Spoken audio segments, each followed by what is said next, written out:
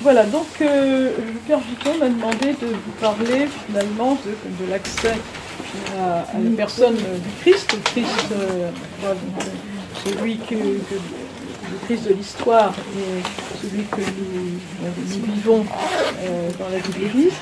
Et évidemment, il faut repartir sur la manière dont, durant des siècles, ce que nous dit les évangiles nous disent, le Nouveau Testament du Christ, est-ce que cette image, cette figure n'a pas été déformée, rendue opaque par différentes choses. Alors, la volonté de revenir à la vie du Christ, évidemment, c'est une relation personnelle avec le Christ, ça ne date pas des premières études bibliques, évidemment, et j'ai un peu tendance à faire remonter, même s'il ne s'agit pas d'un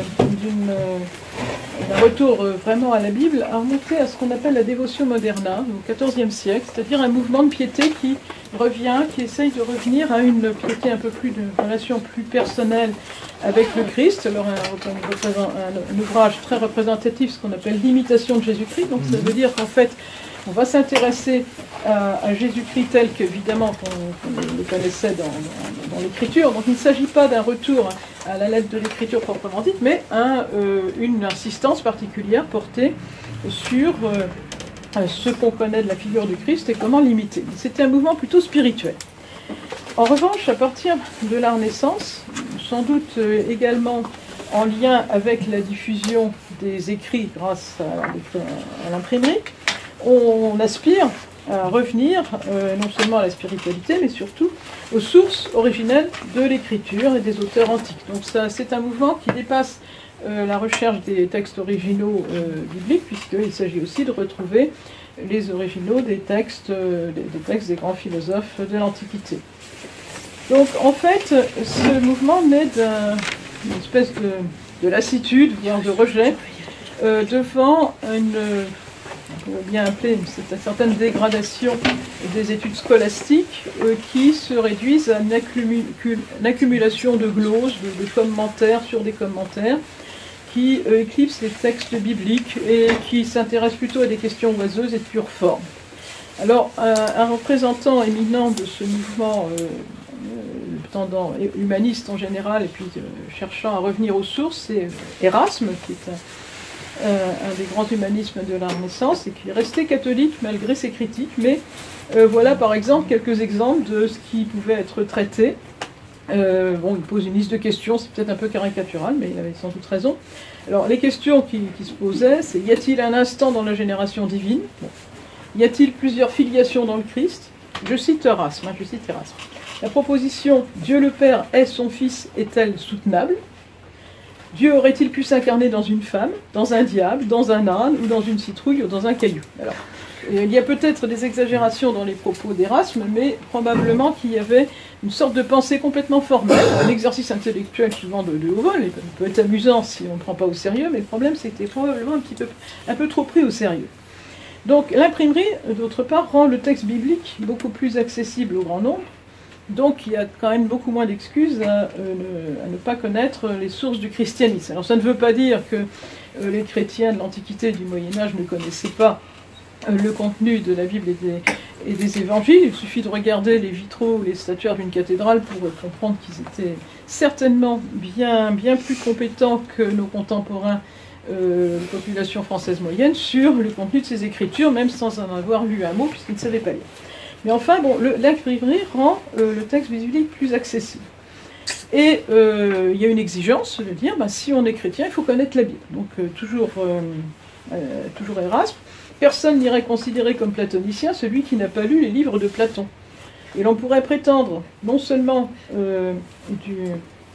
d'être chrétien mais théologien, sans avoir même lu les livres du Christ. Donc un retour aux sources, ce qui est lié aussi à un minimum de compétences par rapport à ce dont on parle. Et ce retour aux sources exige un retour au texte original, c'est-à-dire dans la langue dans laquelle ils ont été rédigés. Donc il s'agit de connaître les langues anciennes. Alors un grand partisan de ce retour aux sources, c'est aussi Rabelais. Alors Rabelais il a écrit dans l'histoire de Pantagruel, il écrit une espèce d'instruction pour la bonne éducation d'un jeune homme bien né. Donc là, c'est Pantagruel, le fils de Gargantua. Et Gargantua dit à Pantagruel: « J'entends et veux que tu apprennes les langues parfaitement. Premièrement, la grecque, secondement, la latine, et puis l'hébraïque pour les saintes lettres, et la chaldéique et arabique pareillement. » C'est-à-dire, on réclame quand même une très forte érudition et une forte insistance, bon, d'une part sur la langue originale, et d'autre part, une insistance sur la lecture assidue de la Bible, dans ses langues d'origine. Alors, toujours Rabelais commence à visiter les saintes lettres, premièrement en grec, avec le Nouveau Testament et les épîtres des apôtres, et puis en hébreu, le Vieux Testament. Vous voyez, vaste programme, vous avez encore du travail. Bon, donc, il faut donner... Mais, paradoxalement, ils disent aussi l'idée de donner un accès facile à la Bible, donc il y aura un travail de traduction. Et ça, le travail de traduction n'est pas du tout méprisé, même si le but c'est de revenir au texte pour rendre l'évangile accessible à tous. Et toujours Rabelais, « Je ferai prêcher ton saint évangile purement, simplement et entièrement, sans les abus d'un tas de paplards des faux prophètes. » Et Erasme, c'est un niveau supérieur, « Je souhaiterais donc que les plus humbles femmes lisent l'Évangile. Dieu veuille que le laboureur en chante quelques versets au manche de sa charrue, que le tisserand en récite quelques bribes parmi le va-et-vient de sa navette, que le voyageur y trouve un remède contre la monotonie du chemin. » Vous voyez, il y a vraiment un très très beau texte. Donc voilà. Bon, alors cela étant, alors, retour aux sources de l'écriture, bon, on n'en est pas encore à ce qu'on verra un peu plus tard à partir du XIXe siècle, l'exégèse critique, mais ce retour aux sources est accompagné d'ambitions réformatrices qui vont bien au-delà de la question de l'écriture, et l'idée c'est de découvrir la doctrine du Christ et dont qu'on essaye de dégager des atouts humains ultérieurs. Alors là, on va commencer effectivement à se retrouver un petit peu plus au fil du rasoir. Il y a une aspiration à une pureté textuelle, c'est-à-dire revenir à un texte authentique, mais la pureté va se traduire aussi au niveau moral. Il faut dire qu'il y avait quand même pas mal de travail. Bon, l'Église était perçue par ceux qui vont être attirés par la réforme comme ayant noyé l'Évangile, non seulement sous des spéculations oiseuses, dont je vous ai donné quelques exemples, mais aussi sous une accumulation de rituels, de préceptes qui laissent croire que c'est par ces moyens qu'on peut accéder au salut. Ce sera la réaction de Luther en disant bon, non, ce ne sont pas les œuvres qui nous obtiennent le salut, c'est nous sommes sauvés par la grâce. Et bon, on va arriver à cette théologie de la grâce et des œuvres. Bon, évidemment, l'exemple le plus connu, c'est le trafic des indulgences, donc l'achat d'une manière d'abréger les passages en purgatoire. Bon. Alors ça, tout le monde, enfin tous les gens un petit peu éclairés étaient assez critiques. Bon, il y a aussi une dégradation des mœurs du clergé, y compris au plus haut niveau, et même les moines ne s'échappent pas aux critiques. Bon, c'est vrai qu'ils étaient considérés comme des oisifs, donc on voit déjà percer aussi derrière ça une forme d'utilitarisme qu'on verra plus tard. Donc il y a besoin de réforme dans l'Église, exprimée aussi par ceux qui resteront fidèles à Rome. Erasme et Rabelais ne quitteront jamais l'Église, même s'ils sont très critiques. Et puis, donc, une forte dimension morale. Et une morale, voire moralisatrice. Alors, ces questions de purification et de morale, on le retrouvera beaucoup plus près de nous. On verra ça plus tard. Donc, mais derrière, il y a une volonté de discerner l'essentiel, de ce qui est fondé sur l'écriture, et ce qui est contingent, formaliste, création humaine.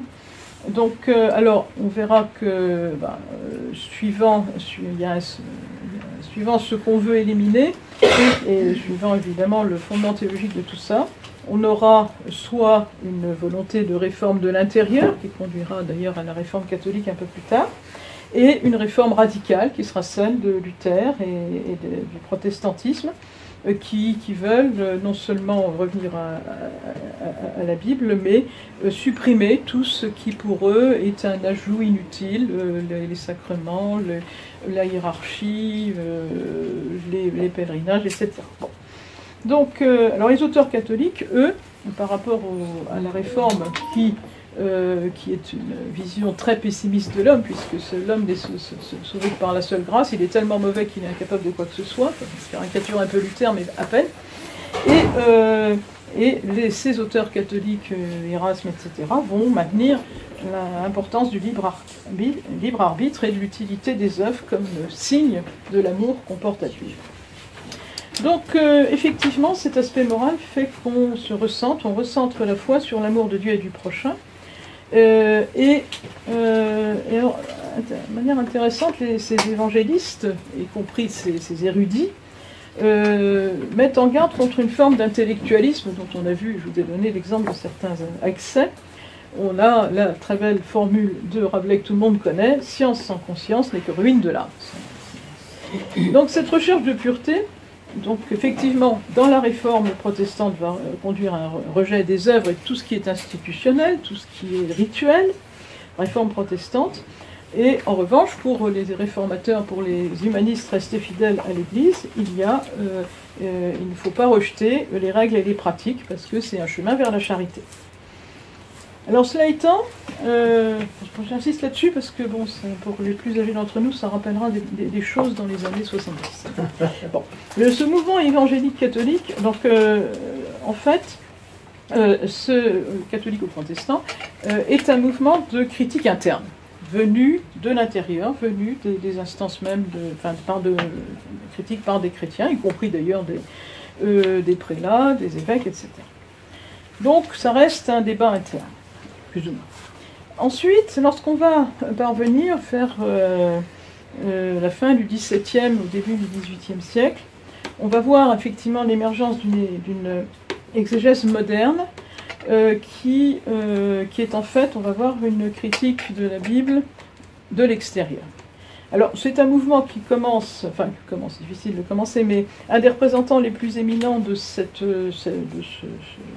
doute apporté de l'extérieur, pas seulement sur la Bible, mais sur l'ensemble c'est sur les rapports entre la religion et la raison, c'est-à-dire le postulat comme quoi la religion et la raison sont peu compatibles. Ça sera Spinoza. Spinoza, c'est un auteur qui va effectivement essayer de séparer raison et foi. Et il la propose aussi, c'est un des premiers à exprimer le besoin de faire une enquête historique sur la Bible, sur l'environnement culturel. Alors c'est quand même assez intéressant, parce que c'est très précurseur, il écrit ça fin du XVIIe siècle. Cette enquête historique doit rapporter au sujet des livres des prophètes, donc la Bible, toutes les circonstances particulières dont le souvenir nous a été transmis. J'entends la vie, les mœurs de l'auteur de chaque livre, le but qu'il se proposait, quel il a été, quelle occasion, en quel temps, pour qui, en quelle langue il a été écrit. Il doit aussi rapporter comment le livre a été recueilli à l'origine, en quelles mains il est tombé, combien de leçons différentes sont connues de son texte, quels hommes ont décidé de l'admettre dans le canon, et comment tous les livres reconnus catholiques et par tous ont été réunis en un seul corps. Tout cela, dis-je, l'enquête sur l'histoire de l'écriture doit le comprendre. Donc, vous voyez, c'est quand même un précurseur. Alors ensuite, vers le début du XVIIIe, on a un prêtre catholique, puis le médecin Louis XV, donc Richard Simon et Jean Astruc, se lancent dans une histoire critique. Alors là, c'était visait d'abord l'Ancien Testament, pour effectivement essayer de soumettre ces textes à un embryon d'étude historique. Bon, cela étant, c'était resté encore très, très intérieur à l'Église, c'est Simon et Astruc, mais à partir du XIXe siècle, début du XIXe siècle, en Allemagne, et plutôt au milieu protestant, émerge effectivement une vraie exégèse, qu'on appellera plus tard historico-critique, qui tend à étudier le texte biblique en faisant appel à des outils extérieurs. Alors, on verra qu'ils ne sont pas illégitimes. Enfin, c'était donc l'histoire, la sociologie telle qu'elle existait, l'archéologie, la linguistique. Donc ça permet de critiquer les sources en utilisant des documents non bibliques, notamment de l'Antiquité, pour vérifier, voir si les textes bibliques sont conformes à l'histoire. Et puis on regarde comment les textes comment la Bible a été construite, élaborée, parce qu'on regarde les différents styles, on regarde les aspects un petit peu linguistiques aussi, comment est affirmé le nom de Dieu, etc. D'où ce qu'on appelle la théorie documentaire, c'est-à-dire l'idée qu'il y a quatre types de documents qui font partie, qui ont permis l'élaboration du Pentateuque, les 5 premiers livres de la Bible, ou la Torah pour les Juifs. Donc 4 sources du Pentateuque, donc la source yaviste, élohiste, sacerdotale, bon, etc. Et on essaye de rendre compte, pourquoi est-ce qu'on fait ça? Parce qu'on s'aperçoit, et ça, il n'y a pas besoin d'être grand exégète pour s'en rendre compte, quand vous lisez la Genèse par exemple, vous voyez qu'il y a des redites. Des redites qui ne disent pas toujours la même chose. Bon, il y a l'histoire d'Abraham qui a tellement peur de se faire massacrer par les Égyptiens qu'il va donner Sarah, sa femme, au pharaon. Bon, et donc il y a deux versions de cette histoire, donc pas forcément totalement identiques. Bon, et ça, il y a pas mal, beaucoup d'exemples. Et donc, ça permet donc d'identifier ces doublets, ces contradictions, etc. Alors, ça ne veut pas dire que dès le départ, ces exégètes qui étaient religieux, qui étaient protestants, ont rejeté l'authenticité de la Bible. Enfin, c'est une manière de montrer que la Bible n'était pas tombée du ciel et qu'elle résultait de l'élaboration sur plusieurs siècles avec différentes sources d'information. Il faut dire que dans les versions antérieures, l'idée la plus répandue, c'était que Moïse avait rédigé les 5 premiers livres de la Bible. Donc là, ça ne tenait plus. Alors, le problème, c'est qu'ensuite, avec le rationalisme des Lumières, qui de plus en plus tend à opposer la raison et la foi, par exemple, la foi c'est une collection de superstitions, on va avoir des auteurs qui vont considérer que la Bible n'est qu'une collection de légendes. Donc l'idée que tout ça, ce sont des légendes, alors babyloniennes, etc. Bon. Alors la théorie dite documentaire des 4 sources, c'est maintenant un petit peu démodé, et on pense qu'il y a plutôt 2 sources, enfin c'est un peu technique, donc ça on ne va pas rentrer là-dedans. Et puis évidemment, après, en même temps, on cherche à faire un travail analogue sur le Nouveau Testament, notamment les évangiles. Qu'est-ce qu'il y a d'historique dans les évangiles? Quelles sont les sources? Qu'est-ce qu'il y a de légendaire? Donc on a cherché des critères d'historicité de la vie de Jésus. Alors on a toute une liste de critères, notamment est-ce que les événements relatés sont choquants pour le lecteur? S'ils sont choquants, ça veut dire qu'il a bien fallu les raconter, bien que ça contrarie les auteurs, donc c'est certainement authentique. Il y a des raisonnements comme ça. On recherche les propos du Christ supposés authentiques, c'est-à-dire qui n'ont pas été reconstruits par la communauté chrétienne ultérieure. Donc il faut séparer les paroles supposées authentiques et de celles qui ont été construites après coup par les évangélistes sous l'influence des communautés chrétiennes dont ils faisaient partie. Et donc on arrive à une tentative de reconstitution, ce qu'on appelle un Jésus de l'histoire, qui sera finalement assez peu connaissable, et qui sera opposé à un Christ de la foi. Donc le Christ dont les figures nous est donné dans les évangiles, c'est une construction par les communautés chrétiennes originelles. Alors les théories et certains arriveront en disant que le Jésus historique n'a pas existé, que tout ça c'est un mythe. Alors il faut savoir que les théories sur Jésus historique, ça ressort de temps en temps dans certains médias et sous l'influence de certains essayistes. Il faut savoir que sur le plan académique et universitaire, la théorie, on lui a tordu le cou dans les années 30. Donc maintenant, plus aucun exégète ou commentateur sérieux va considérer que Jésus est un pur mythe. Ça, c'est bon, il faudra raconter ça à Michel Onfray, un jour il comprendra peut-être, mais je sais pas. Alors, il y a d'autres figures qui sont beaucoup plus tenaces. Par exemple, un révolutionnaire juif, un partisan de la libération des Romains, ce qu'on appelait les zélotes à l'époque. Ça peut être aussi, alors ça, il y a beaucoup de juifs libéraux qui aiment bien le voir comme un maître de sagesse juive, un rabbin itinérant. Donc, je lis à des juifs et ils me disent, ben voilà, c'est rabbin, on parle du rabbin Jésus, c'est sympathique, c'est peut-être un peu réducteur. Et puis, un prophète. Un prophète, alors suivant la tendance politique, ça peut être un prophète de changement social, la priorité aux pauvres, etc. Ou alors un changement radical, l'annonce de l'Apocalypse. Donc on a un certain nombre de figures qui se prétendent plus ou moins historiques ou pas, et ça ne facilite pas la compréhension. Et puis alors dans la partie, effectivement, tout ce qui est toute cette critique, exégèse historique et critique, on applique un grand nombre d'outils historiques.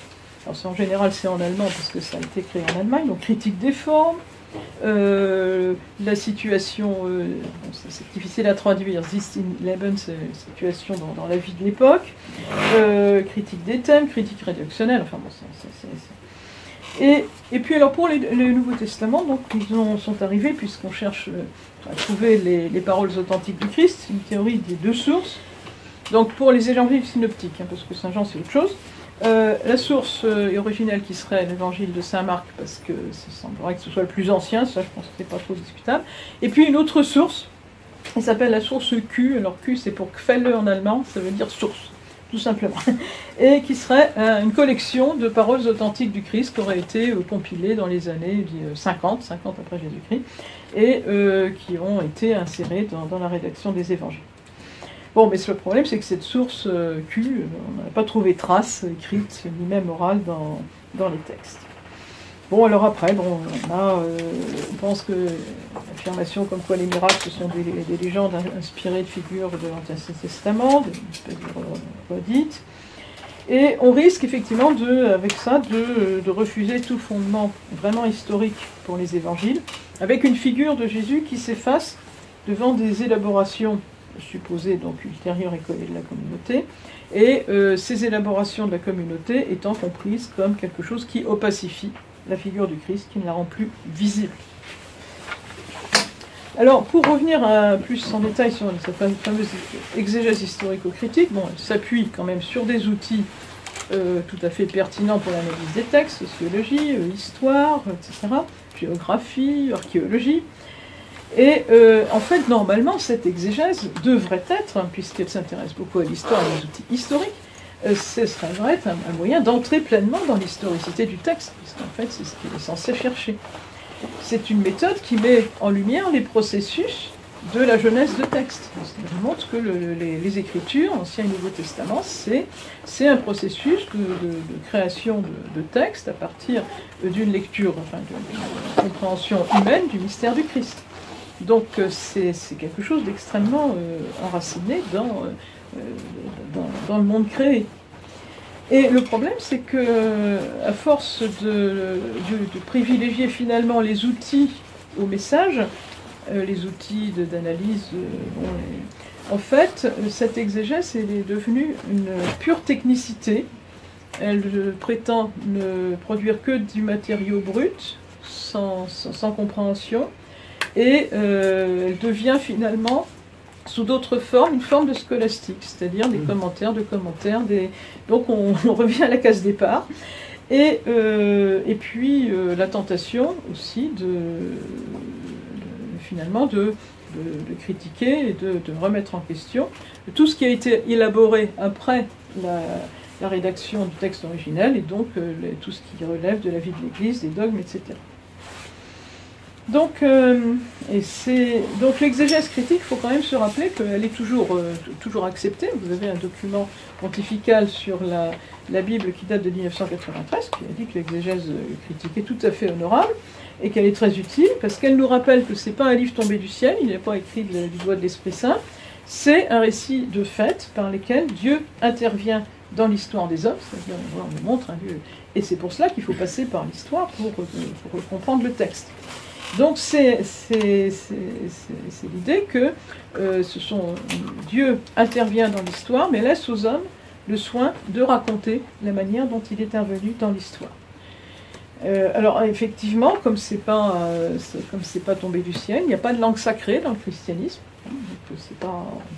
Et la traduction, effectivement, tout à fait admise, puisque on pourrait même dire que la retranscription des événements de la vie du Christ, c'est une forme de traduction par la communauté de ce qu'ils ont retenu, de ce qu'ils savaient sur le Christ. Donc c'est une méthode qui tient compte de l'incarnation de la parole. Il faut rappeler ça à ceux qui ne comprennent pas bien ce que c'est que la méthode historico-critique. Donc elle ramène à l'historicité. Alors évidemment, les limites, on en a déjà parlé, je vais rappeler, c'est que la raison dite scientifique risque de réduire la Bible à une collection de mythes, c'est-à-dire ce présupposé, ce préjugé comme quoi la foi des communautés primitives ne serait pas scientifique, ne serait pas raisonnable, c'est un préjugé, mais qui a la vie dure. Donc, il y a aussi un autre problème, c'est la prétention à l'objectivité absolue des exégètes. Un exégète lui-même, il a ça, et c'est pas une machine, hein, je suis même pas sûr d'ailleurs que l'intelligence artificielle serait tellement plus objective que les exégètes, parce qu'elle est créée aussi par les hommes. Et c'est un sujet qui possède ses propres biais, ses propres sensibilités, et bon, il faut qu'il s'en rende compte. Donc il y a une forme de rationalité idéologique qui suppose que les textes, parce qu'ils ont été revus, relus et restitués par des intermédiaires, que les textes sont corrompus. Et on revoit, vous voyez, toujours cette attirance pour une espèce de pureté originelle, se débarrasser des influences supposées tardives. Donc, alors, parfois ça a été un peu critiqué parce qu'on décortique le texte avant de plus finir, et il y a quelqu'un qui a parlé, je ne sais plus qui, le ciseau, on travaille, c'est de la théologie au ciseau et pot de colle, c'est-à-dire on prend des bouts, on les recolle et on les remet, ça c'est un peu méchant, mais... Donc le texte, et le problème c'est qu'en fait, on essaye de décortiquer le texte, et on oublie que le texte est en soi une réalité.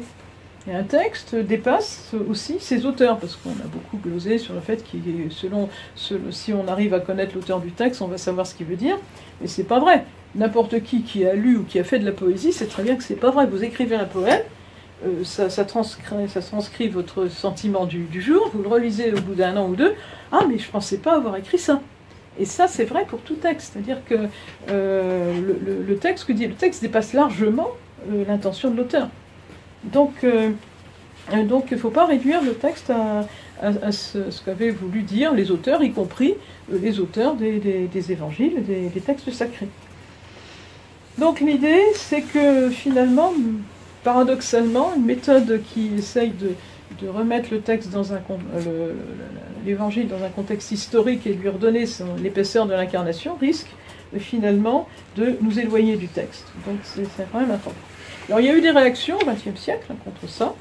Il y a eu d'autres méthodes. Alors la méthode un peu inverse, c'est ce qu'on appelle le structuralisme ou la méthode sémiotique, désolé pour les gros mots, mais c'est l'étude au contraire de la version du texte telle qu'il nous est donnée ici et maintenant. C'est la version finale, mais ce n'est pas un fondamentalisme, on en parlera plus tard du fondamentalisme, mais on essaye de trouver la structure interne du texte en faisant des études sur le sens de la grammaire, l'articulation, la syntaxe,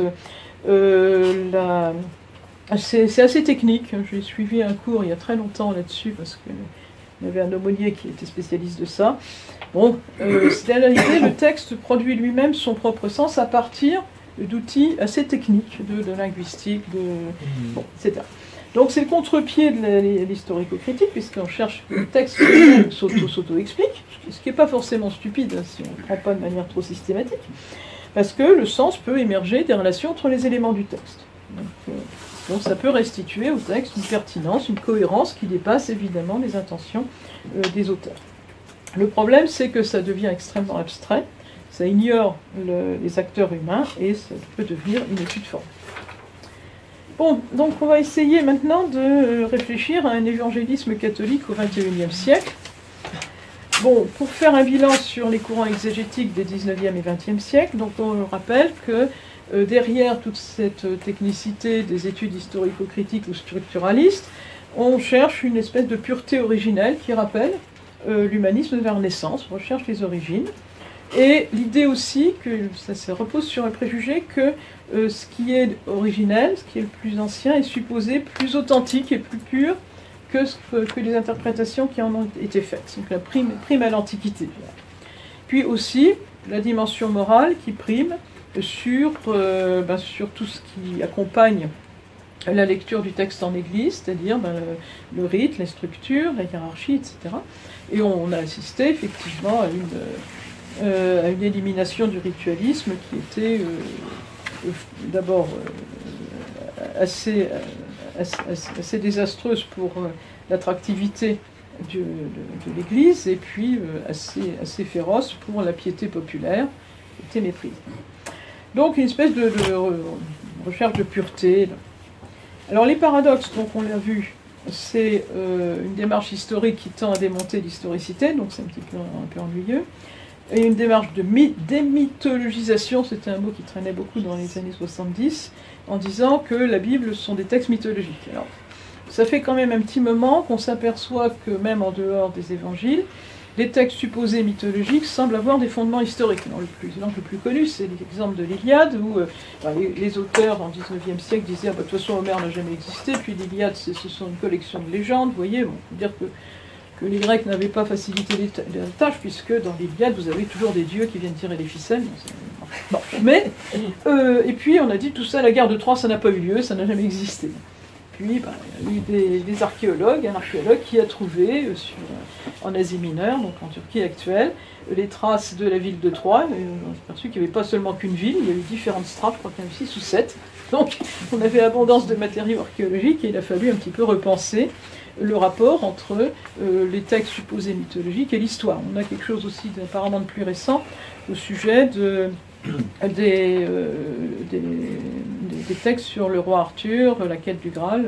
On a au moins, il semblerait qu'on a retrouvé au moins le site de Tintagel où Arthur exerçait son pouvoir. Donc ça ne veut pas dire que l'histoire du roi Arthur soit totalement authentique, mais il y a des traces historiques qui se transforment en récits mythiques. Mais la mythologie n'est pas forcément antithétique de l'histoire, c'est une relecture de l'histoire.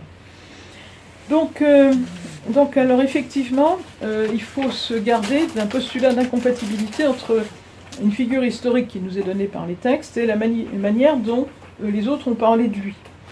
Mais ce n'est pas parce que les évangiles seraient une transcription de ce que comprenaient du Christ les communautés primitives que celles-ci ont rendu le Christ inaccessible. C'est surtout, en fait, c'est grâce à elles qu'on connaît le Christ.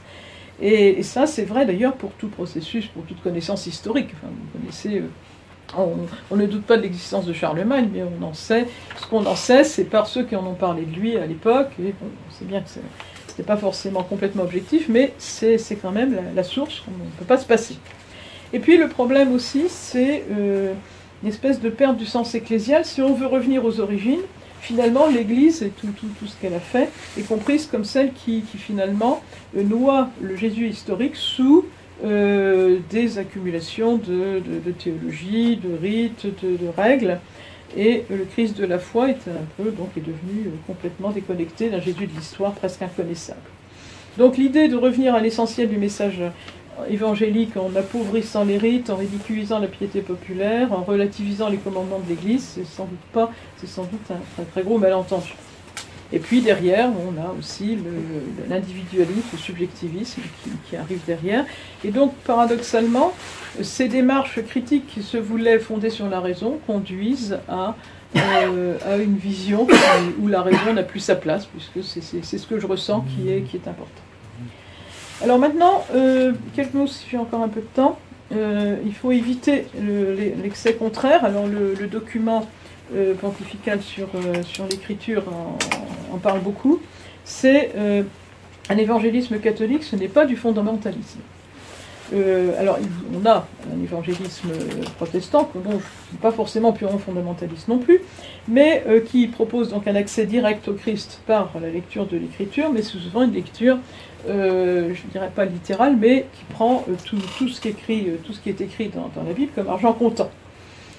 Bon, alors évidemment, il y a d'autres, bien sûr, ça ne se limite pas à ça, mais le retour à l'évangile, et rien que l'évangile, peut conduire dans ce genre de fondamentalisme avec une interprétation qui ignore le processus d'élaboration des Écritures, donc ça rend effectivement certains passages difficiles lorsque vous avez des doublets ou des contradictions, par des intermédiaires humains, et refuse quelque part le caractère historique de la construction, de l'accès à la révélation. Donc, quelque part, c'est aussi une forme de refus de l'incarnation. Parce que j'avais dit que sur l'exégèse critique et historique est assez conforme à une démarche proche de l'incarnation, et là on en est à l'inverse. Donc, quelque part, il refuse l'intrication du divin et de l'humain dans l'action de Dieu. Et la Bible serait quasiment un livre tombé du ciel. Alors, maintenant, on connaît les excès les plus marquants, c'est-à-dire que tout ce qui est dans la Bible est vrai, donc on en arrive évidemment à des absurdités sur le plan de la description du monde, la description par la science du monde. Et puis, on ne tient pas compte du fait que la construction des textes et de la tradition est une démarche en croissance. C'est-à-dire, il ne s'agit pas les éléments de construction de la version finale sont éventuellement différents de ce à quoi on a accès aujourd'hui. Donc c'est une vision qui conduit évidemment à une vision anti-ecclésiale, parce que la tradition, le commentaire est important. Donc je vais finir là-dessus. C'est-à-dire l'évangélisme catholique, c'est un évangélisme construit à partir des textes, mais renforcé par la tradition et l'interprétation. De ce point de vue-là, on est assez proche des Juifs, si on regarde ça. L'écriture doit être lue par les fidèles, et lorsque vous avez une Bible catholique, j'ai cru comprendre que la Bible catholique doit comporter des notes. C'est-à-dire, une Bible catholique toute nue, c'est pas une Bible catholique. Bon, après, je ne sais pas si ça a été respecté, mais il doit y avoir des notes. Donc même la petite Bible de Jérusalem, vous avez plein de petites notes en bas. Bon, c'est pas facile à lire, mais elles existent. Donc il y a une volonté de lire le texte dans l'interprétation. Et certains, d'ailleurs, la Bible s'auto-commente aussi, quelque part. S'auto-interprète. Il y a certains passages bibliques qui sont revus par d'autres. On rappelle les passages bibliques antérieurs quand on a un texte ultérieur, et on sorte de relecture.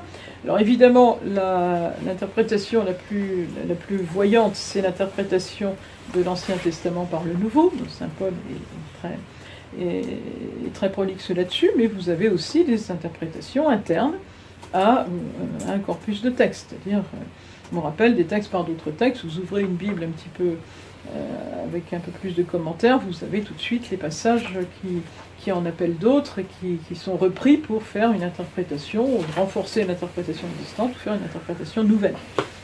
Donc, en fait, les textes bibliques, loin de semblent se contredire, mais en fait s'illuminent réciproquement. Donc on réinterprète les formules, donc dans le Nouveau Testament, on réinterprète les formules de l'Ancien Testament, à la lumière de la résurrection de Jésus, qui est une nouvelle clé d'interprétation. Le terme de Fils de Dieu n'a pas tout à fait le même sens dans l'Ancien et le Nouveau Testament, et le Nouveau Testament va lui donner son sens plénier, le règne qui n'aura pas de fin, mais on voit que la Bible est elle-même une interprétation. D'autre part, la juxtaposition de perspectives différentes, par exemple, même Saint Paul, quand il parle de la loi juive, il a des propos parfois qui semblent un peu contradictoires, et puis qui contredisent aussi ce que dit le Christ sur le fait que pas un iota de la loi passera. Donc effectivement, ça exige en fait pour le lecteur un travail supplémentaire. C'est-à-dire que non seulement on voit des interprétations un petit peu variées dans la Bible, mais ça implique que le lecteur, le fidèle, doit aussi se mettre lui aussi à travailler. On n'est pas passif. Ce sont des interprétations donc qu'on pourrait appeler plurielles et symphoniques, intra-bibliques. Ce n'est pas un système. La Bible n'a pas un esprit de système. Donc, et puis, bien sûr, la lecture de la Bible, enfin de l'écriture se fait en Église. Alors, c'est pas uniquement pour contrôler, ce n'est pas pour contrôler si on va bien lire la Bible ou pas.